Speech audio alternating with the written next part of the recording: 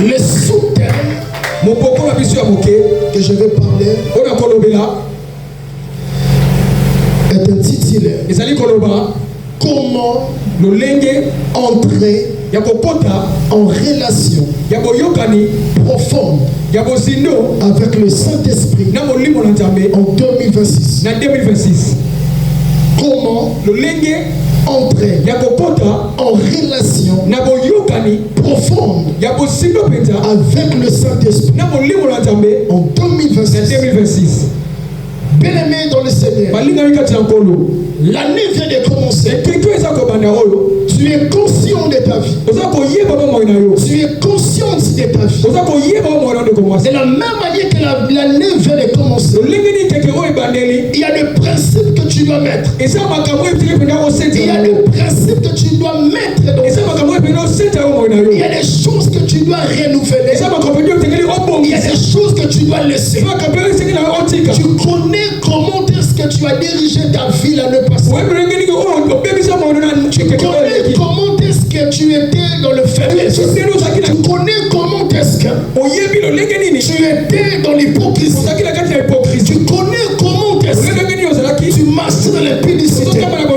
Tu connais comment est-ce que tu marchais dans le péché. Mais l'année vient de commencer. Et le Saint-Esprit fait nous voir développer une relation profonde avec le Saint-Esprit dans cette année. Écoutez l'église de Dieu. La première des choses que tu dois travailler pour entrer en relation profonde avec le Saint-Esprit. La première des choses, invite le Saint-Esprit dans ta vie et reconnaître que le Saint-Esprit est une personne divine. La Bible dit, sans le Saint-Esprit, nous ne pouvons rien faire. Tu vois cette nuit, nous tous on a des pensées positives. Et 2026, je vais faire ça. Je vais faire ça. Je vais faire ça. Mais si tu n'as pas le Saint-Esprit, si tu ne laisses pas les volants de cette année, que le Saint-Esprit puisse te diriger, tu vas tomber dans la même chose que tu as vécu l'année passée.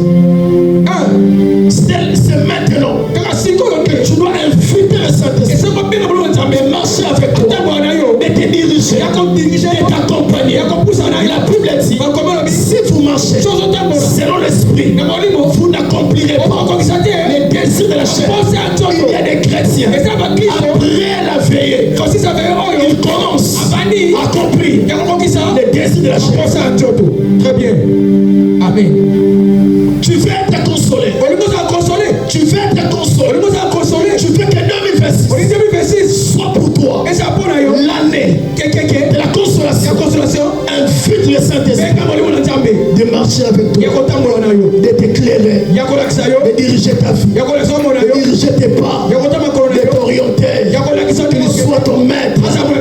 Soumis-toi au principe du Saint-Esprit. Tu verras la consolation.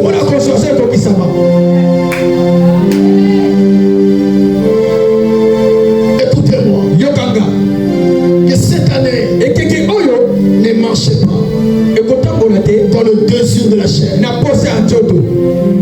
Jean chapitre 14, le verset 16.